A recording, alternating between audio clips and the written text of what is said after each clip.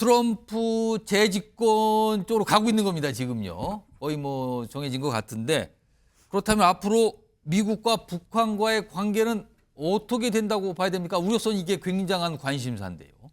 트럼프는 자기가 직접 김정은과 거래를 하겠다고 공언을 해왔죠. 그동안 김정은과의 관계도 있고. 예.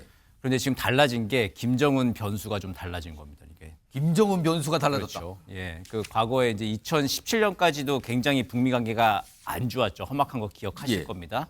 누가 더 핵 버튼이 더 큰가 이제 경쟁하고 말싸움하고 그렇습니다. 했었는데. 기억납니다, 지금요. 네, 예, 그렇죠. 그런데 이제 2018년도 19년에 대회전이 있었잖아요. 그럴 때는 김정은이 뭐냐면 2017년 9월 11월까지 핵실험과 ICBM 화성 15형 발사를 끝내고 예. 국방력을 어느 정도 완성한 자신감이 있었을 때였습니다. 예. 그리고 2018년도에 드디어 이제 마음을 먹고 나라의 한 축인 국방력 뭐 발전을 어느 정도 이뤄놨으니 경제력 건설을 위한 우호적인 대외 환경 조성을 위해서 2018년도에 이제 남북 정상회담, 북미 정상회담에 새로운 여정에 나갔을 때였죠, 김정은이. 예. 김정은으로서 그때 도전을 한 겁니다. 한 1년간 도전을 했는데 그게 2019년도 2월 달에 하노이 노딜로 끝나버리고 말았죠. 예. 그러고 나서 이제 뭐 문 꽂고 걸어다니고 코로나 이제 지나고 나서 북한 정면 돌파, 강대강 뭐 이제 이런 기조로 지금까지 와 있는 상태죠. 그러니까 그때의 북한과 김정은, 지금의 북한과 김정은이 다른 겁니다. 그러면요, 뭐 아직은 취임 얘기하니까 너무 빨라 보이긴 하는데 아무튼 승리가 확정적이니까요.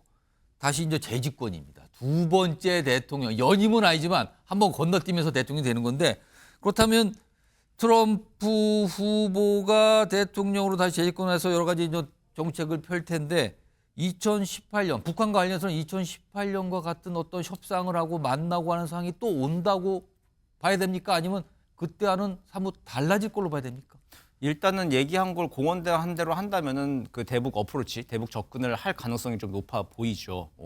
그런데 이제 대북 접근을 한다라고 하는 것도 우선순위가 좀 있겠죠. 지금 예. 우선순위는 어쨌든 우크라이나 전, 중동, 예. 그리고 늘 상수처럼 있는 이제 중국 때리기. 예. 이거 세 가지 과제가 가장 큰 과제지. 사실 지금 이 한반도 문제, 북한과 뭔가 협상을 벌리고 해서 노벨 평화상을 탈까?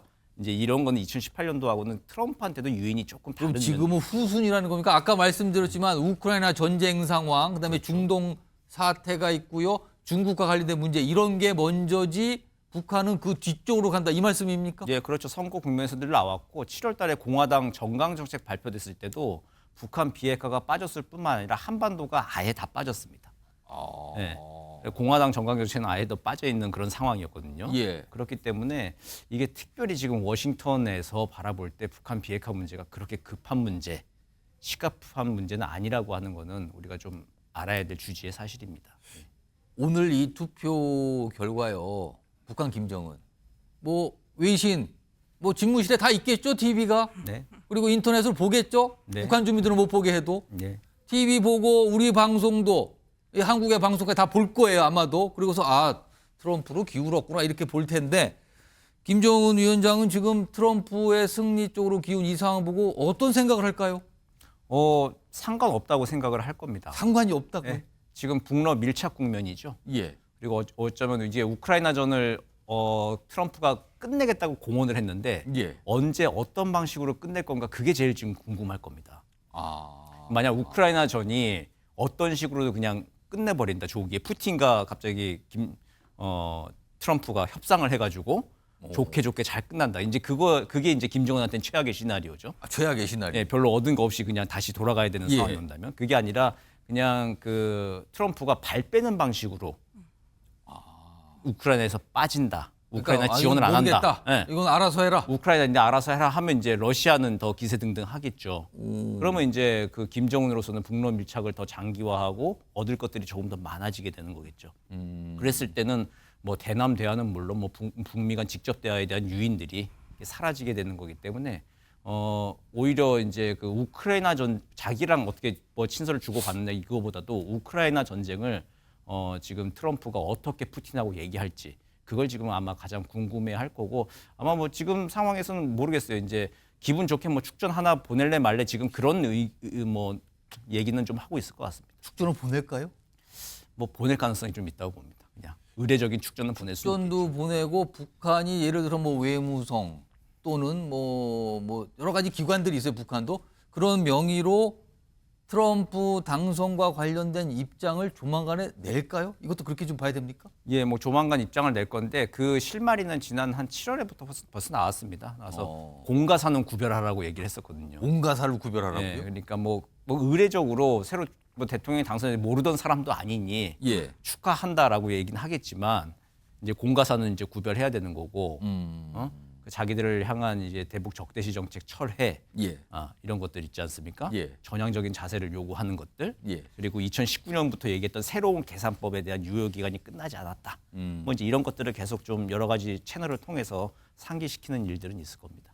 사실 아까 이제 북한 관련 이슈가 이제 미국 입장, 특히 트럼프 후보 입장에서는 후순이다 이런 생각인데 뭐 그럼에도 불구하고 사실은 트럼프 후보가 그동안 북한 가서 언급했던 내용 중에는 북한이 갖고 있는 핵을 사실상 인정을 하고 핵 군축에 들어갈 수도 있는 거 아니냐, 그런 협상을 하려는 거 아니냐라는 이런 얘기가 너무 많이 나왔거든요. 근데 사실 실제 트럼프가 그거를 실행한다면 우리 현 정부의 대북 정책과 너무 다른 거 아닙니까? 우리로서는 굉장히 난관이 생기는 거 아닙니까? 그렇다면? 지금 정부가 추진하고 있는 방향하고는 굉장히 달라지게 되는 거고 그래서 지금 그 미국의 새 행정부가 만약 트럼프 대통령이 집권을 한다고 하면은 예. 여러 가지 이제 리얼라이먼트라고 해가지고 맞춰봐야 될 것들이 상당히 좀 많아지게 되는 것이죠. 그러니까 이제 그냥 말로 그냥 조금 뭐 거포장을 다루게 한다라고 해가지고 좀 덮을 수 있는 문제는 아닐 거고요. 예. 북한 비핵화보다 워싱턴 조야의 분위기는 예. 이 북한이 핵과 미사일 개발에 계속 몰두를 하고 있고 러시아와 북러 밀착을 하고 있는데 예. 이런 상황에서 완전한 비핵화라고 하는 거 단기간에 될 수 있는 과제가 아니다라고 하는 건 공통된 인식입니다. 그랬을 때 이거를 일단은 핵 동결을 좀 하고 그러고 나서 이제 북한 상황 관리를 하는 것들에 대해서 민주당이나 공화당이나 대체로 조금 공통된 인식들로 좀 수렴이 좀 되고 있어요. 그런 상황이기 때문에 우리 정부는 완전한 비핵화라고 하는 목표를 얘기하고 있습니다만은 예. 그건 정책적 표로 남아 있을 수는 있습니다. 만약에 해리스가 당선된다면 완전한 비핵화라고 하는 표 자체는 남아 있을 수 있겠죠. 예. 그리고 트럼프가 된다고 하더라도 우리가 동맹국인 우리가 설명을 하면 남아 있긴 할 겁니다. 그러나 실질적인 내용은 핵 동결과 어쩌면 이제 북미 간의 핵 군축에 관련된 내용들로 협상이 시작될 수도 있을 건데 그거를 마냥 이제 아니라고만 하고 있을 것인가? 아니면 100% 우리가 원하는 거 얻지 못하더라도 예. 한 60% 70% 정도라도 북한의 핵 개발을 조금 속도를 제어하고 좀 긍정적인 방향으로 유도하는 걸로 갈 건가라고 예. 하는 거 아주 근본적인 검토를 오늘 밤부터 해야 되겠죠. 사실 우리로서는 북핵이 굉장히 큰, 어떻게 보면 뭐 외교 현안에서 가장 큰 걱정거리인데 트럼프 대통령은 트럼프 대통령 아닙니다. 아직. 트럼프 후보는 너무 쉽게 판단하고 있는 거 아닌가. 우리로서는 약간 그런 우려도 있거든요. 그리고 또 한 가지 우리를 굉장히 신경 쓰이게 하는 것. 바로 방위비 분담금입니다. 정대인 교수님. 이 방위비 분담금 관련해서 목소리가 좀 있어요. 저희가 영상으로 좀 하나 준비한 게 있습니다. 먼저 들어보겠습니다. The happiest people to see that it was Biden instead of Trump with them, South Korea. You know what they did? They cut off the deal that I made where they were paying us. And if I were there now, they'd be paying us $10 billion a year. And you know what? They'd be happy to do it. It's a money machine, South Korea. You're going to mention Taiwan. We're going to charge them 10 to 20% to come in and take advantage of our country because that's what they've been doing for nothing, to take our jobs. I'm going to put a 100, 200, 2,000% tariff. They're not going to sell one car into the United States. 정대인 교수님. 지금 내는 돈도 보면은 트럼프 후보의 특징은 우리가 실제 내는 돈은 굉장히 낮춰요, 자꾸. 그렇죠. 그리고 나선 거기다 곱하기 10을 합니다. 네, 예. 이거 받아내겠다. 이런 식입니다, 항상.